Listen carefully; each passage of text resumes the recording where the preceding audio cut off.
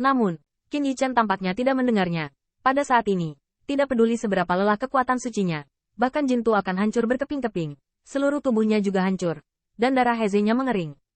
Namun, hantaman ini telah memicu banyak angin. Ledakan. Tanda seru. Tanda seru. Kekuatan ilahi yang luar biasa dan dua sinar cahaya bertabrakan satu sama lain. Dan semua yang ada di depan mata Qin Yichen hancur. Kekuatan dan kekuatan yang tak terlukiskan bersilangan, membuat Qin Yichen tampak mengambang dalam ruang dan waktu yang kacau, membuatnya seperti mimpi. Engah. Bayangan indah itu melompat ke lautan darah. Long Waner menghadap ke langit. Dia melihat sosok ramping yang pergi dengan cepat. Dan akhirnya, bibirnya terangkat lagi. Kali ini, senyumnya akhirnya tampak sedikit lembut. Saya tidak tahu berapa lama telah berlalu sebelum persepsi Qin Yichen pulih. Tetapi yang dia dengar adalah suara tubuh halus yang jatuh ke lautan darah di belakangnya. Mengapa?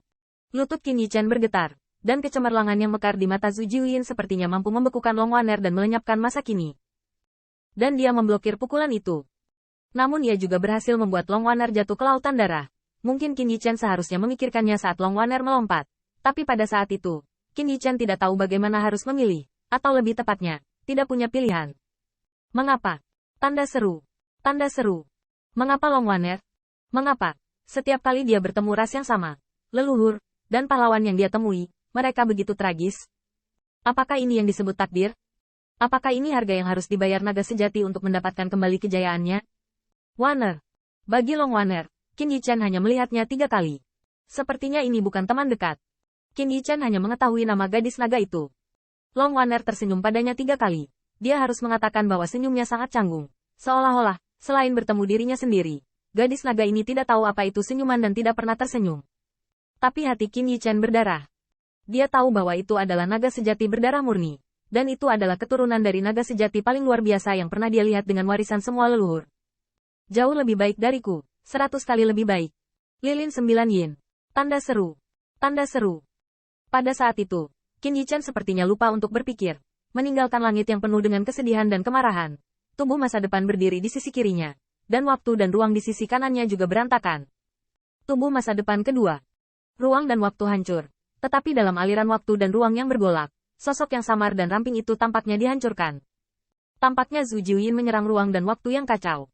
Makhluk mengerikan yang dicekik oleh ruang dan waktu ini adalah serangan terhadap tubuh masa depan Qin Yichen. Tapi bagaimanapun, akan jatuh di Qin Yichen. Tubuh masa depan jauh, bahkan menghilang dari waktu ke waktu.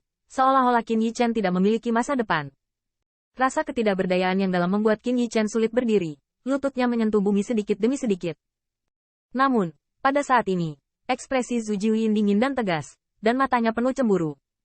Biarkan naga asli memenangkan ronde. Ledakan. Pada saat itu, bumi bergetar. Sepertinya bukan hanya karena lutut Qin Yichen, tetapi juga karena kegelapan yang datang. Lapisan kegelapan melonjak, melampaui 9 langit, menutupi segalanya dan mendominasi segalanya. Dalam kegelapan tak berujung, wajah yang menakutkan perlahan mengembun. Itu adalah wajah yang membuat Qin Yichen putus asa dan paling dibenci. Hei Ju. Namun, tidak hanya langit yang bergetar, tetapi juga jurang di belakang Qin Yichen. Ledakan. Tanda seru.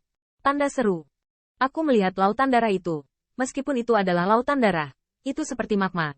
Dan bayangan gadis naga itu jatuh ke dalamnya. Dan itu meleleh dalam sekejap. Namun, daging dan darah Long Waner melayang di permukaan lautan darah itu. Api emas melonjak dan kembali ke lautan darah. Itu benar-benar melelehkan batu pada skala naga. Menerobos kegelapan. Dan melelehkan limbah. Mengaum. Tanda seru. Tanda seru. Pada saat itu, Long Yin melonjak ke langit. Dan di belakang Qin Yichen, bayangan naga yang tak tertandingi naik ke langit. Tidak hanya itu, Qin Yichen bahkan dapat merasakan bahwa di kejauhan yang gelap, ada batu dan bumi terbang. Bahkan mata air kuning di tubuhnya bergetar. Dan ada gelombang cahaya jahat yang melonjak. Dan lautan darah seperti awan berenang. Terselubung dari kejauhan. Datang. Dan saat bayangan naga mengerikan itu melonjak ke langit, cahaya ilahi bergegas ke langit, secara bertahap berubah menjadi sosok. Tepatnya, ini sama dengan Nuwa kontemporer, dengan tubuh panjang di kepala. Ekor naga dan ular melintasi langit dan bumi, dan bayangan naga ini sebenarnya adalah seorang wanita. Qin Yichen menoleh ke belakang dengan gemetar, hanya untuk melihat bahwa wanita ini tampaknya agak mirip dengan alis Nuwa kontemporer. Tetapi dia bahkan lebih keibuan, seperti melahirkan segalanya, menciptakan segalanya. Dia berdiri di langit, sepertinya semua makhluk telah diberkati olehnya. Pada saat itu, mata Nuwa sezaman menangis dengan darah dan air mata. Nenek.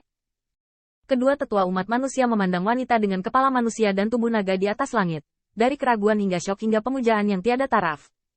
Huaxu. Nenek Huaxu. Putri dari naga sejati. Istri Leize Huaxu. Qin Yichen gemetar. Legenda mengatakan bahwa Huaxu pernah merasa bahwa Leize Daoyin hamil dan melahirkan seorang putra dan putri, Fuxi dan Nuwa. Nuwa mengambil batu warna-warni dan membuat manusia dari tanah darah, dan dipuja sebagai salah satu dari 3 kaisar umat manusia. Dan Huaxu dianggap sebagai nenek oleh umat manusia. Huaxu datang ke dunia.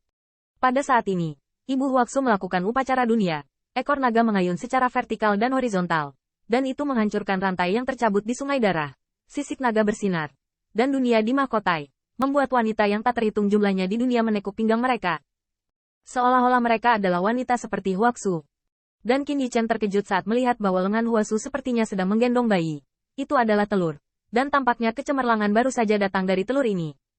Ini, telur naga. Tanda seru. Qin Yichen kaget. Bahkan sampai sekarang, dia tidak tahu bagaimana naga asli itu asal-asalan. Telur dewa berdenyut seperti hati, dengan keberuntungan terselubung di dalamnya. Dan awan dewa memenuhi langit, seolah-olah telah muncul di dunia ini. Tidak akan ada lagi penderitaan di dunia.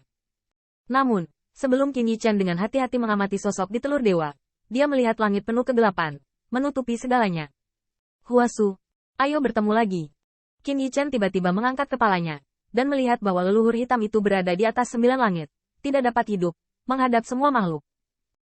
Pada saat ini, Huaxu, wajah serius Yonggui, menunjukkan kedinginan, perlahan terangkat ke udara, menatap lurus ke arah Hei Ancestor.